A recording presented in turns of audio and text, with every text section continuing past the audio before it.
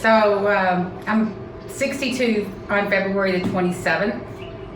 And, you know, I've been asked by my team to really reflect on my 62 years, not as an animal rights activist, but as who I am, as a human being, what I've managed to accomplish, what I've managed to live through in my 62 years on this planet. The first 10 years of my life, I lived in Jacinto City, Texas. Went to Galena Park High School, graduated in 1976, had a horrible childhood. And I say that with all due respect. I love my mother dearly, but growing up, not so much. Me and my mother had a lot of conflict because I had a very abusive and violent dad.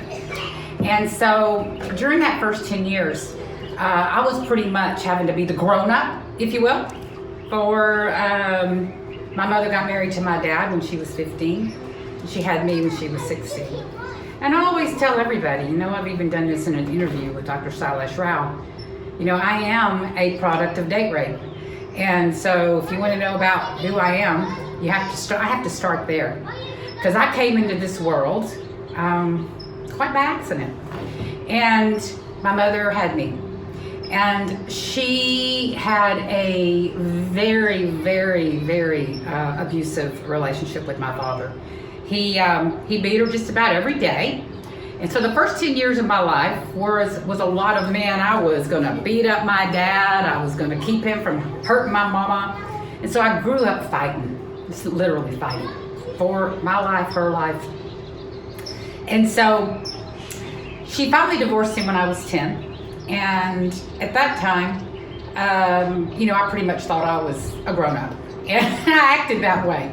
But I was mad, I was angry, and so from 10 until junior high, I pretty much, you know, went into what a lot of kids do that are troubled, drugs, alcohol, rock and roll. And I lived that way, well, not at 10, but, you know, probably around 14 or 15 is when that whole scene began for me. And it was whoo, man, it was a Katie bar the door. I don't even know how I am standing here alive to tell y'all about it, but here I am. And, you know, I always, you know, had the gift of, you know, of gab, if you will. I'm kind of like, you know, that girl that can, you know, could always kind of talk her way in and out of anything, you know, including the cops, which, you know, I got in trouble a lot because of my drinking. And luckily for you and for me and the world at large, I am sober because I was not safe to be around out there.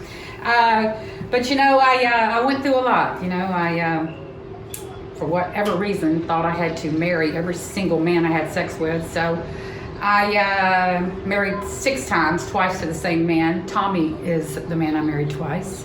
Most of you know. I graduated high school. I don't know, you know, I was always smart, never had a problem in school. I skipped a lot. I skipped just enough classes to be able to get by. And, you know, had a couple of really good best friends.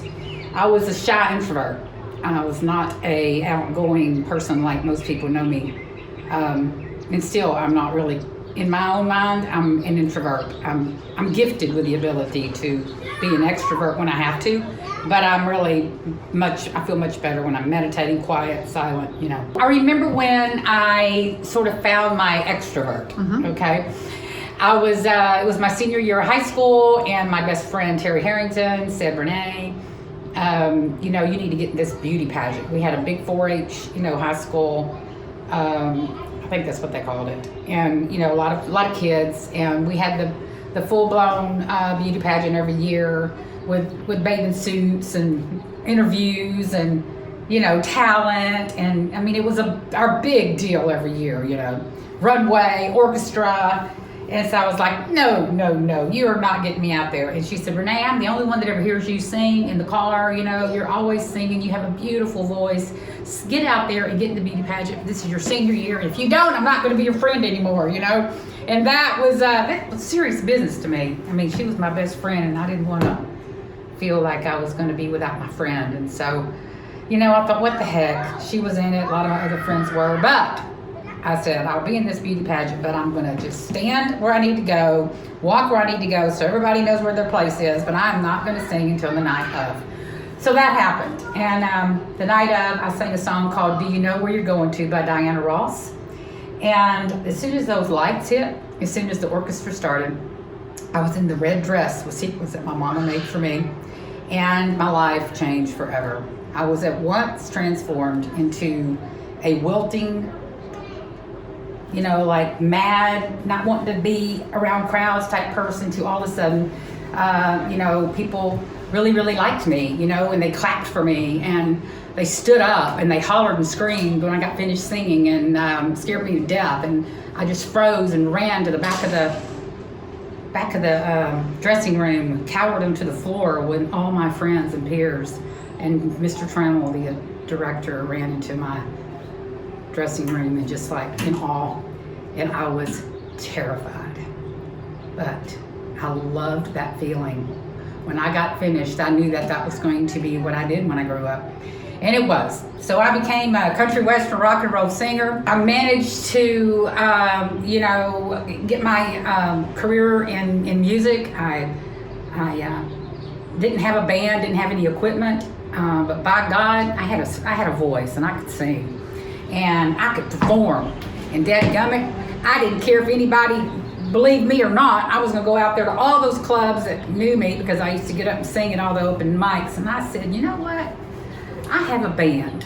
And the reason why I had to lie is because the musicians referral service would not send me any musicians to audition for the band I wanted, because he said, if you don't have any work, nobody's gonna wanna come audition for you. I said, well, how am I supposed to get work without a band? He said, well, that's your problem.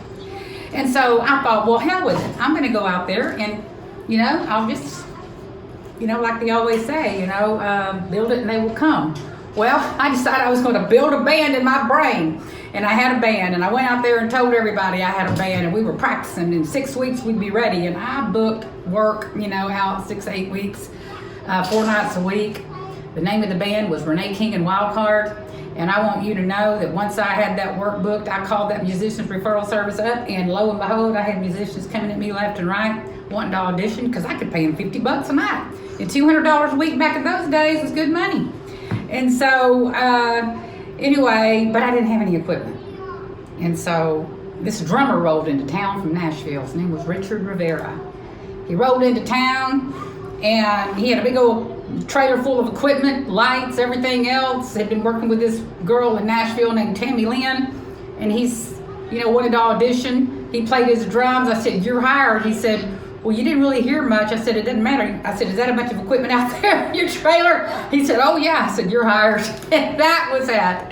And so anyway, yeah, so, that's the story. That's how I ended up with the band. I traveled for many years. It was my life. I thought that's really what I was going to do. I made a good living at it. I employed a lot of musicians, and I was in the studio all the time, and I really found myself as a writer, and and then I kind of shed that skin, and I went off into studying yoga. Started studying the yoga sciences because of problems I had with pain, and it's a whole nother story really, but I did that, and I studied. I got 630 hours of teacher training in yoga, Ayurveda, and other meditative disciplines. I had a yoga studio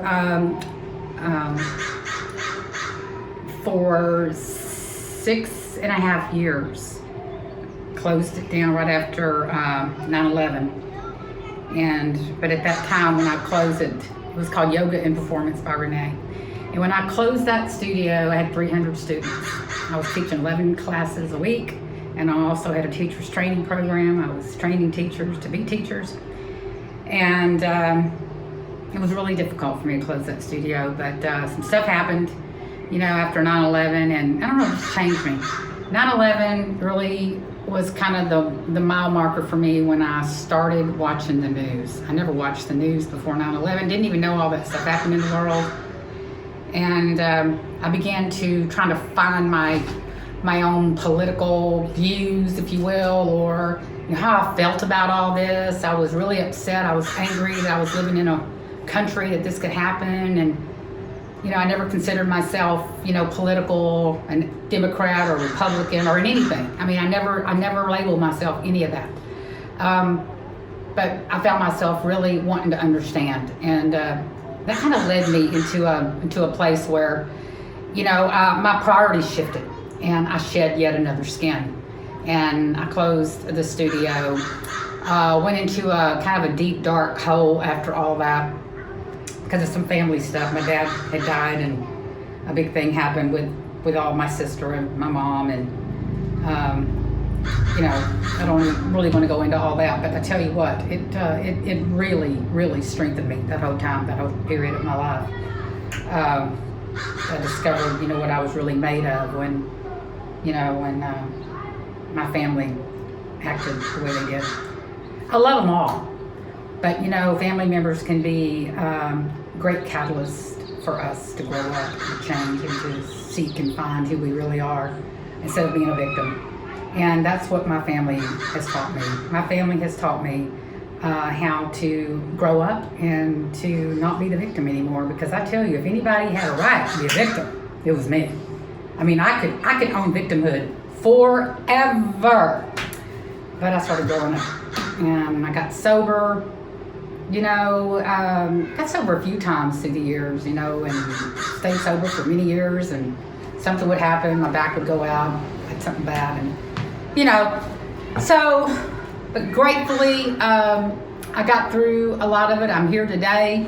After all the stuff happened with my dad's will and all that crap, I went off to build a medical spa with a bunch of doctors, and that was in Texas City. It was called Total Wellness Spa. I built it from the ground up with 13 doctors, and didn't know a thing about doing any of that, but I learned. I got online, I started learning, I did it, and the doctors kept putting me in front of other doctors, and next thing you know, the money was put into the medical spa. And my input into all that was what they called intellectual property. I learned that word during that time, that I actually had property in my intellect. Who knew? But anyway, I was the CEO of Total Wellness Spa. We had all kind of services ranging from massage to yoga to, all kind of body wraps and, what do you call it? Reiki, and oh man, we had everything, nails, hair, facials, even medical Botox and stuff like that, which I didn't want to do, but the doctors did. So we did have that there, but that was an interesting time in my life. Very interesting. We did really well until the doctors got greedy, pushed me out, and instead of going into a bottomless pit, I hooked up with one of my real dear friends named Sherry. She was one of our investors in the spa, and she said, "Renee, I want to put you through real estate school." So I shed yet another skin, and I became a realtor. And I was a top producing realtor in Shadow Creek Ranch for several years. I loved it. I loved helping people build homes. That to me was so much fun. And I got paid to do it. I got paid good to do that. And so, and then somewhere in the middle of all that, me and Tommy, got back together. We got married, in the 90s, the first time, divorced because of my craziness, in my disease. And then we remarried in 2010. I moved in with him in 2009. And my life has completely changed as a result of that. That's been 10 years. In the last 10 years, he and I have grown up together. He's seen me at my worst. He's seen me at my best. I've seen him at his worst, and I see him at his best every day. And so the two of us now are on a road together. I can't believe I was married so many times when I look back on it all, but it was all for a reason. Everything was for a reason. And I'm here, standing right here on my 62nd birthday to say, I have lived my life. You could tell anybody at any age who's trying to figure out why they're on the path that they're on, Like, what bit of advice could you give them after 62 years on the planet and the journey you've had? Well, I would tell them to always be fearless, to step into new experiences, to not be encumbered by systems, the belief systems, and the way it's always been, to not be encumbered by familial, trappings, religion, to find out who you are by living your life. And that's what's brought me to here. I'm getting ready to take another course so that I can shed yet another layer of beliefs. I used to believe in poverty consciousness. I had a poverty consciousness, and, I always, believed that I couldn't afford things. But I don't ever say those words anymore. I read a book in the 90s called You Can Have It All by Arnold Patton. And that book changed my life. And he said that when you say you can't afford something, you can't. And so I stopped saying that. And guess what? Life opened up. But I'll tell you what, every day I struggled to not say those words. I would say something like, I can't afford. Oh, well, no, it's not that I can't afford. What it really is I'm making a choice to spend money over here. If I want XYZ, I have to do this to get it. I have to do this to line up to experience that prosperity. And so I started shifting my consciousness around. I always read books like that. I was always trying to change my consciousness because my consciousness was inundated with, all sorts of belief systems and violence that I grew up in. So I had lots of therapy. I've listened to books by Wayne Dyer, by Arnold Patton, by Stuart Wilde, Deepak Chopra, just a ton of books.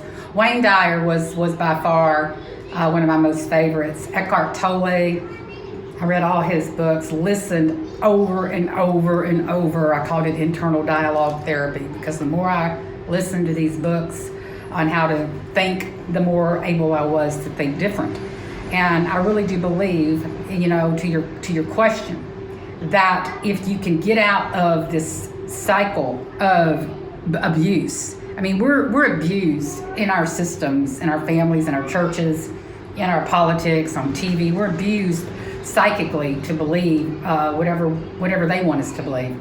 And when I got out of that and started programming myself so that I could be the kind of human being that I thought I was capable of, things started to shift. And so now, all these years later, I'm getting ready to go yet another level. I'm taking a course this next weekend, the weekend of my birthday, actually. And we'll see what happens from there. A lot of great stuff has happened. I'll get another tattoo. And you said something great earlier to me about age, about not knowing what 62 feels like. Can you share on that a little bit? Yeah, because I've heard my mother and even Tommy, and other folks, that are in their 60s, they talk about retiring, they talk about feeling old. And, I don't know what that feels like. And the reason I don't know what that feels like is because I never say it. I never say I feel old. I never ever talk about retiring. It didn't even come into my brain to consider that I'm ever going to retire. I may be doing something different, but I'm not going to retire. I don't like that whole idea. A lot of people die right after retirement. They set up their whole life to this idea of retirement, and then they get there, and they just set themselves up to die almost. And that's not me. And I don't know what it feels like. So, am I 62 or am I 26? I don't know. Depends on whether I'm dyslexic that day or not. So, yeah, just live the best life. Live a life. Be joyful. Find humor. Be the kind of person your dog thinks you are. I didn't make that up. I read that and I love it. Be the kind of person, that when a cow looks at you, he doesn't want to run because he's afraid you're going to take her babies or kill him. Be that person. Be that person that wants to heal the planet instead of destroy it. Love y'all.